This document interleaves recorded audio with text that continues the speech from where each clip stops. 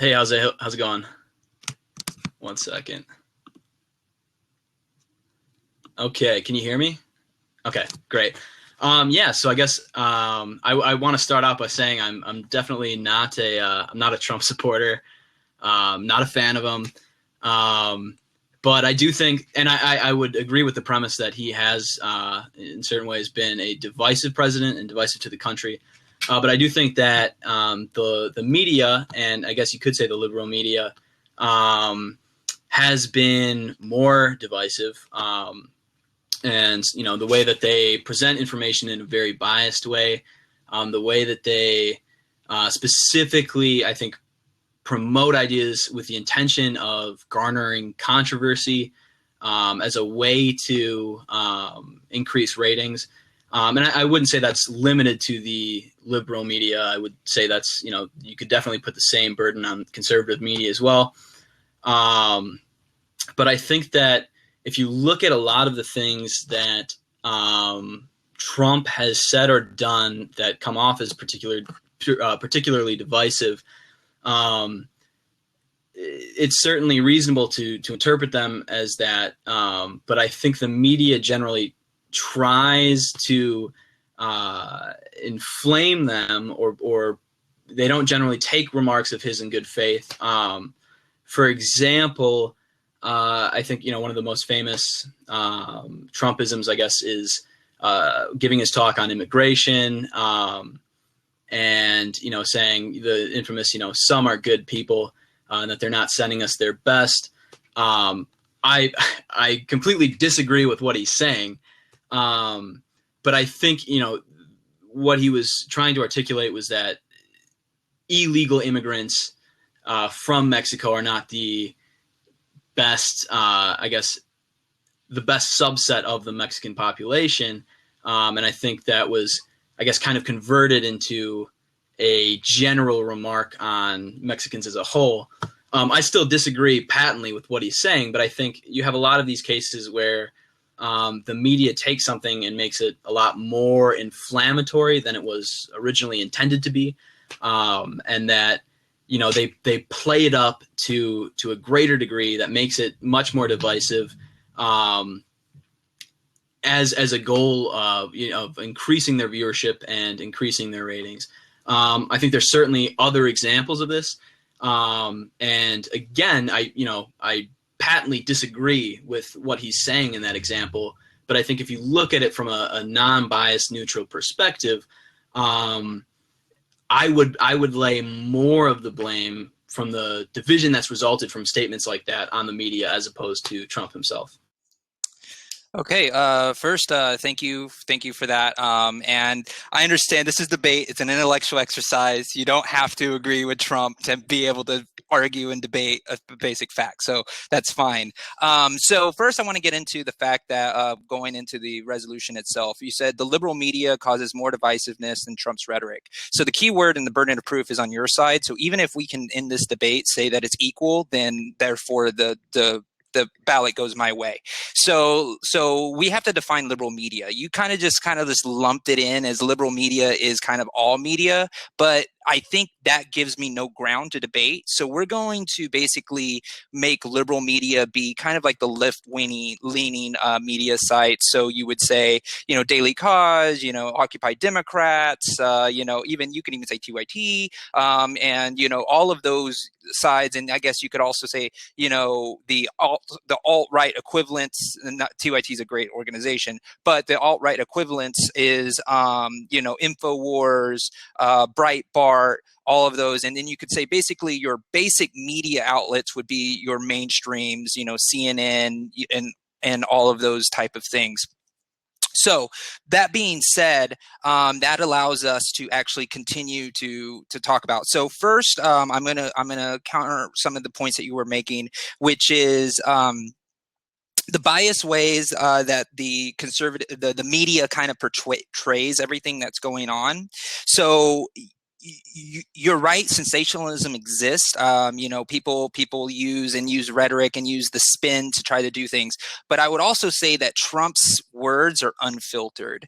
They are just points that you can see them as sound bites, you can see them as a tweet, and it's very little to interpretation. So we have to really take on and see what that looks like. So I'm going to go into my first point. I'm going to have a couple points throughout this debate, but we only have 3 minutes.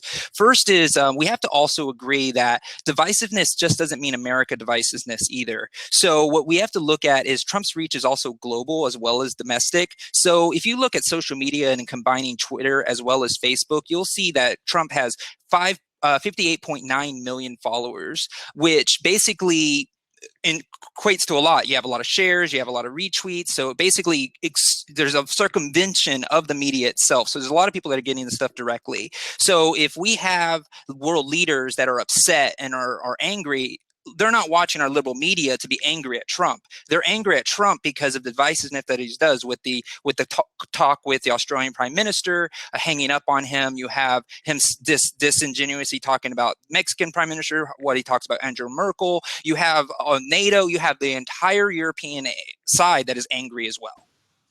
Yeah, that's a fair point. And you cut out on me for about a minute in the middle there. So if you wouldn't mind, when it comes back to you, just a quick rephrasing of what you said.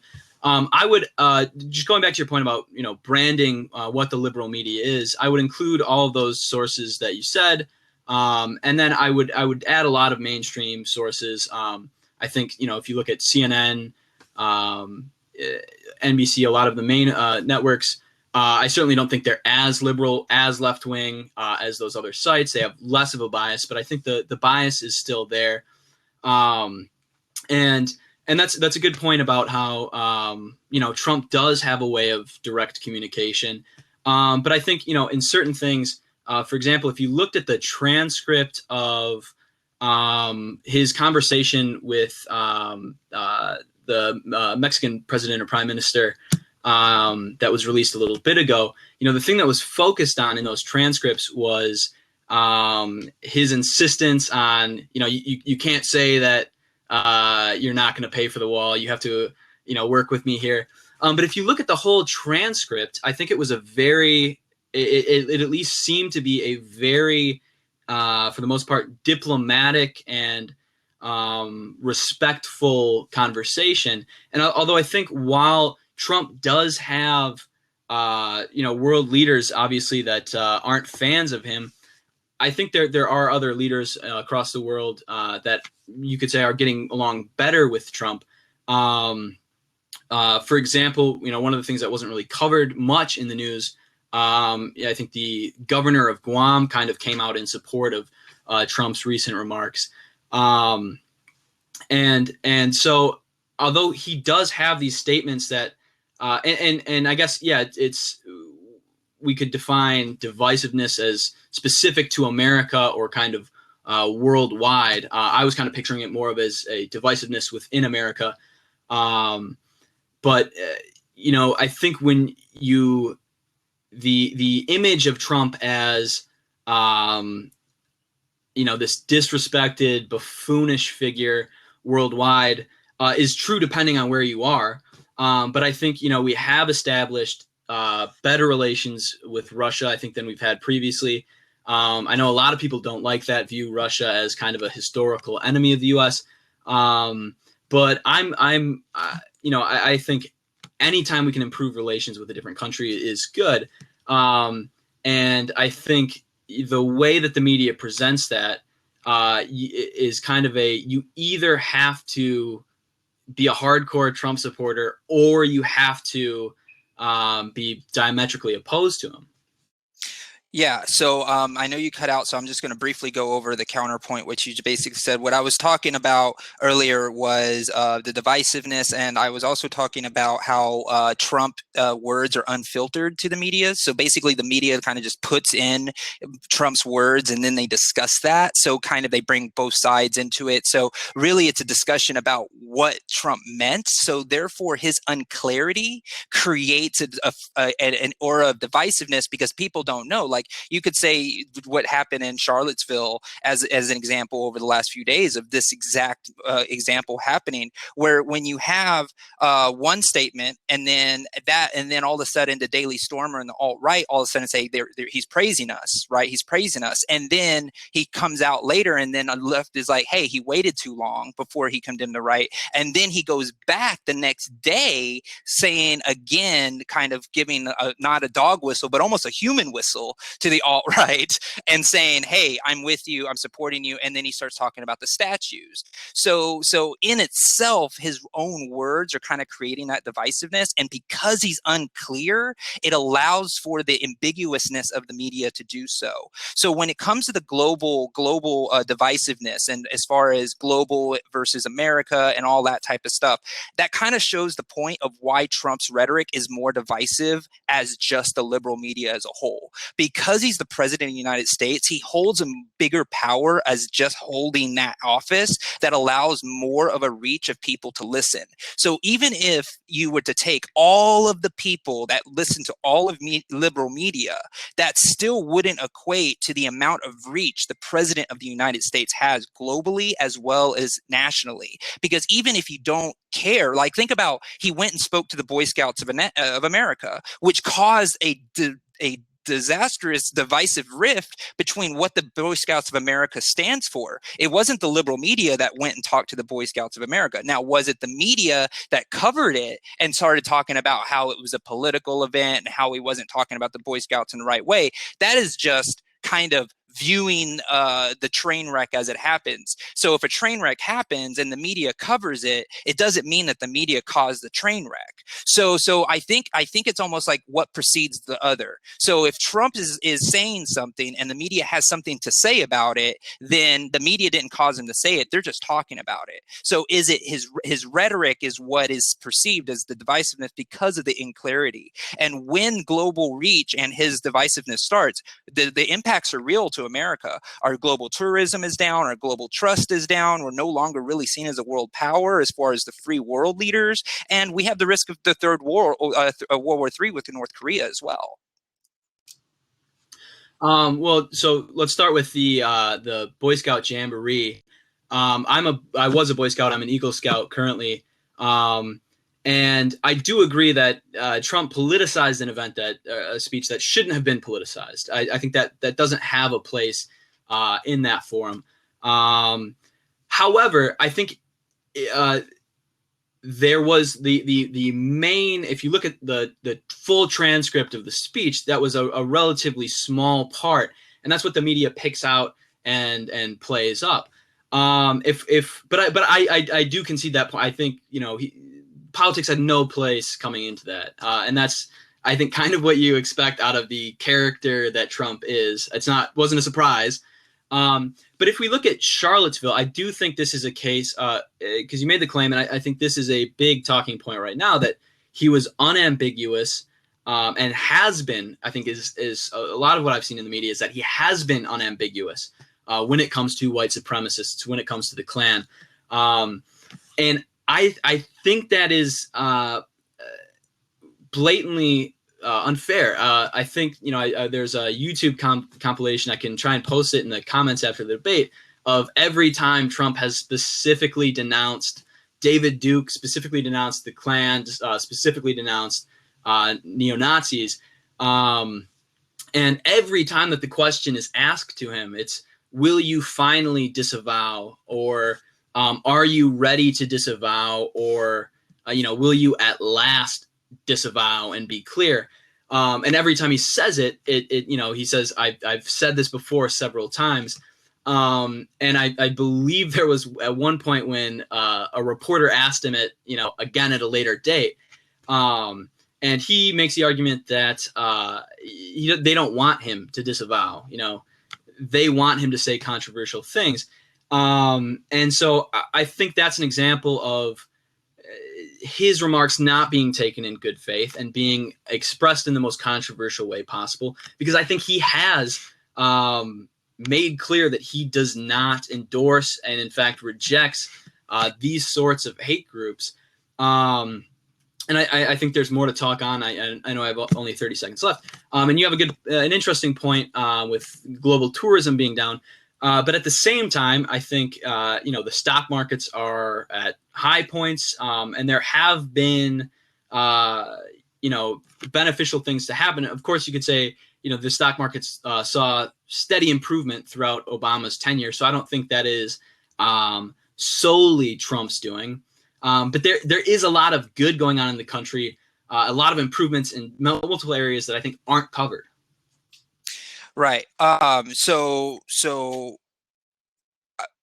I want to say, one piece is that a lot of the stuff that, what you were talking about, he has disavowed and all that stuff. Yes, he has. But the problem is timing, right? And in politics, we all know that if like, for example, on this yesterday, I think when he went on, the reporters asked him, will you denounce the KKK? And he just looks at them blankly instead of just like, yes, obviously. I mean, it's so simple to just go, yes, obviously. Of course I do. Just like I did a year ago, just like I did months ago, just like I did yesterday.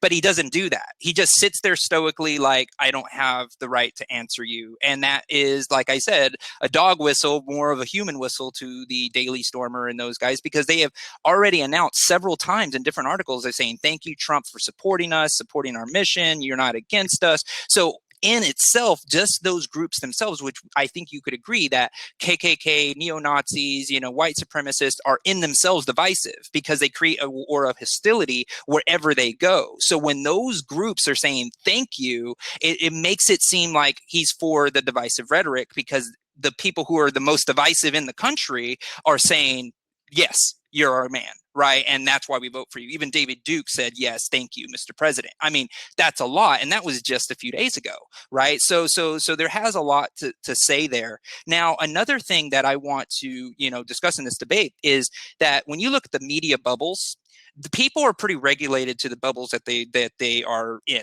So, if people watch CNN, they pretty much stay with CNN. If people watch BBC, they pretty much stay with BBC.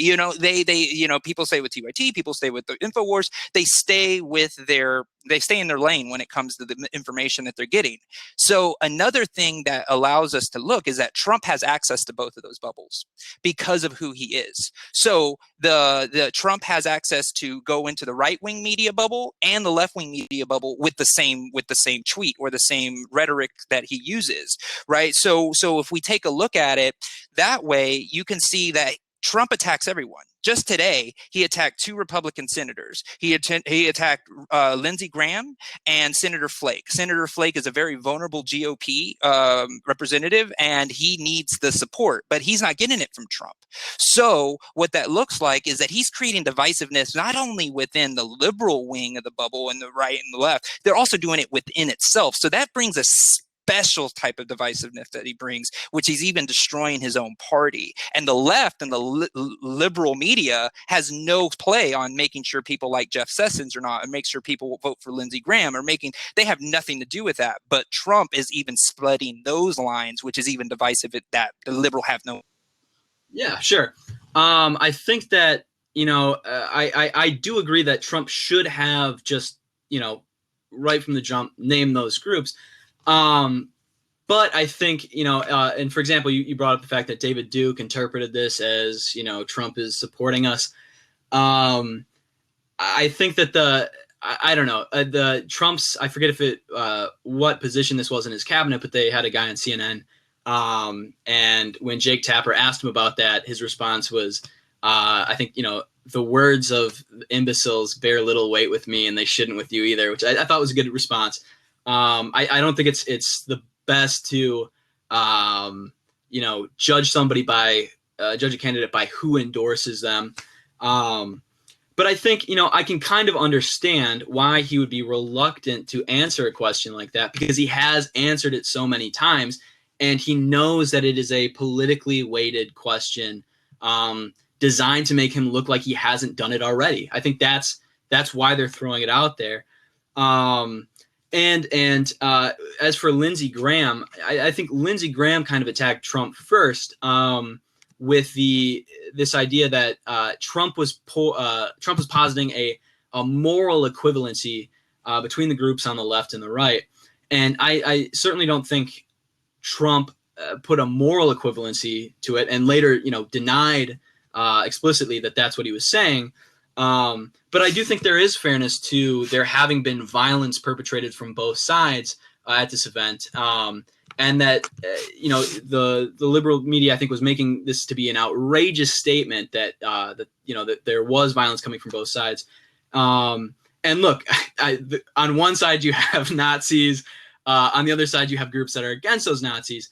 But I still think, with Antifa, for example, I mean, you have all these people that are coming ready and prepared for violence. And I was actually watching the protest on a live stream, just that popped up on my Facebook, and it was BuzzFeed Live, which I think we can agree is not going to be a biased right-wing source only showing that kind of thing. But one of the things I saw live happen was an elderly man wearing a Confederate flag that had a leftist come and hit him in the head with some sort of club, seemingly unprovoked, or at least there was no violent act that precipitated that.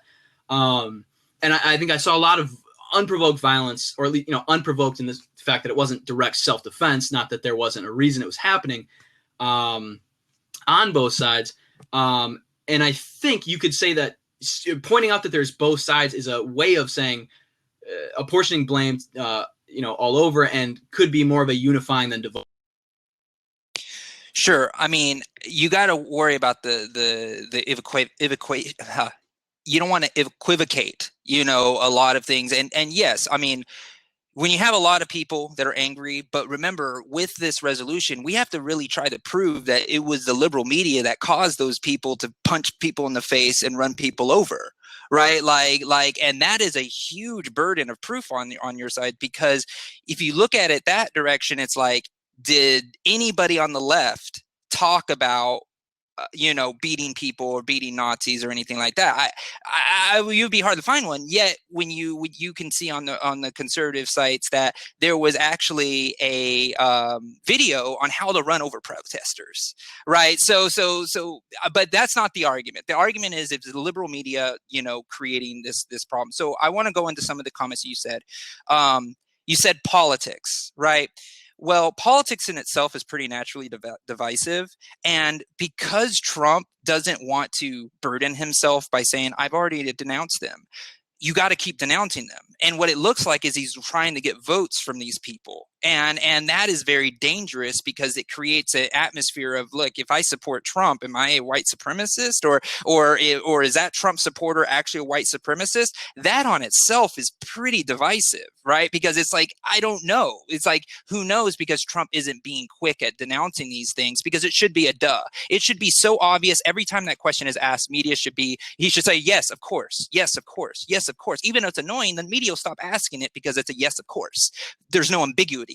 Ambiguity, right? And that's a problem. So when you said, Lindsey Graham attacked Trump, well, Trump's the president of the United States. He's supposed to take the high road. To be able to say, oh, he attacked me, so now I have all the right to go out them with everything that I have in my social media book. That is wrong. That is not okay. And it creates an example for people to do the same thing.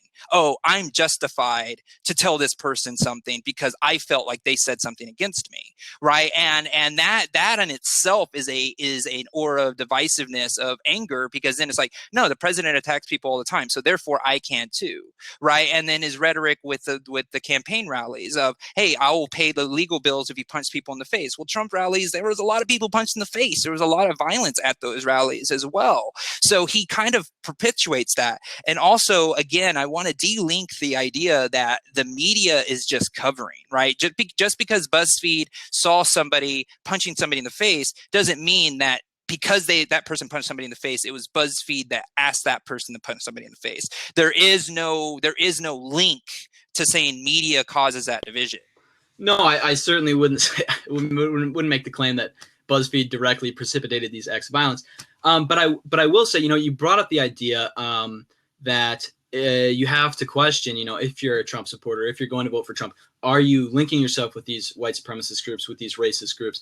And I think, to me, that is, I do think that the liberal media in part is to blame for the resurgence of these white nationalist groups. In that, I think throughout the campaign, anyone that supported Trump's, and I think there are valid reasons to do so, or at least logical, sensible reasons to support Trump, despite the many reasons there are not to.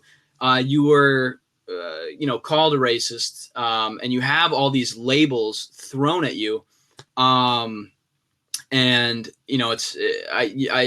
sure, I would guess that your Facebook is somewhat similar, and that people posting links to all of these left sites about either why it's okay to punch Nazis. That was a big thing.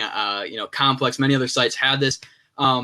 So I think there is that element, but you also have this. I think both political parties in the U.S. for a long time, it was kind of, we want anyone, our doors are open, we want you to come in. Now I think on the left you have this, you're not good enough unless you are, this far left, and unless you agree with all these ideas. And if you fall short of that, there's these list of labels that apply to you. And I think when you have these liberal media sites that apply those so, no pun intended, liberally to people, and with such a reckless abandon, what do you do when because of because of your beliefs that aren't connected to race or to sexism, you're labeled with those terms. With the Google engineer that just left, for example, after making the argument that the company needed to be more accepting of, political views that didn't fit the norm, and was then fired for it. And fired for his comments on gender, which I didn't think were that inflammatory. And even the New York Times had a thing about how they were mostly based in science. I think it was The Economist or Forbes that got shared around a lot, that were calling him a sexist and a racist. And I mean, the entire thing barely focused on, I think it mentioned race once as basically a footnote, just saying that affirmative action exists. But I think you apply this to so many people, it pushes them to the far right, and that's what causes this divisiveness. All right. Well, thanks. This has been great. I mean, I just want to counter that last point. It was a great point about how the left kind of like teaches people to kind of be like right, or how to talk to different lefties or different righties and all that type of stuff. Well, you also got to say this has been going on for a long time before the liberal media and all that stuff. So the right has been calling liberal snowflakes forever, libtards, babies, millennials are lazy, like and then you have welfare queens, all that type of stuff, and then you have the left that say, racist, you're sexist, you're bigoted, all that type of stuff. So again, it's not like there's a more on the other than there isn't. So when you talk about liberal media versus conservative media, and even Trumpisms, you would say that I don't think liberal media has more to do with that. So I think what this debate is boiling down to is, does the liberal media really lead to the divisiveness that it is? And I think we have to put up one point here is, if the liberal media if Trump didn't exist, would this divisive atmosphere still exist? Right. And I would say no. I think if you were to remove, Trump, I think the left would just be covering the news and talking about whatever they're talking about. But because Trump exists, it allows the whole thing to happen. So it's kind of like I said, again, just because you're reporting on a train wreck doesn't mean that the media caused the train wreck, right? Even if it's great ratings, nobody wants the train wreck to happen. Right. But it happens. So people need to report on that. And that's where really it comes down to. So when it comes to, winning this debate today, we brushed over globalism, and I know you conceded that point, but that point is very huge, because global divisiveness does matter, and it does make a difference, especially when it comes to the Muslim communities. People have been dying because of it. People are denied entrance into the United States. So those impacts are real. Those impacts are very real because of the divisive nature of what Trump has been doing on the global scale as well, for America as well. Even though we have stock markets and everything like that, but that's not the debate. The debate is divisiveness. And when we talk about divisiveness, you're talking about differences and hostility as well. And then we have to also talk about that the media is using a lot of Trump's unfiltered language through these 140 character tweets. And all it is a discussion between the two. And because those tweets are so ambiguous, it creates a nature of divisiveness in the United States as well. So if there was no Trump, I don't think we'd be as divided as we are. So I think because of that point alone is why I win this debate today.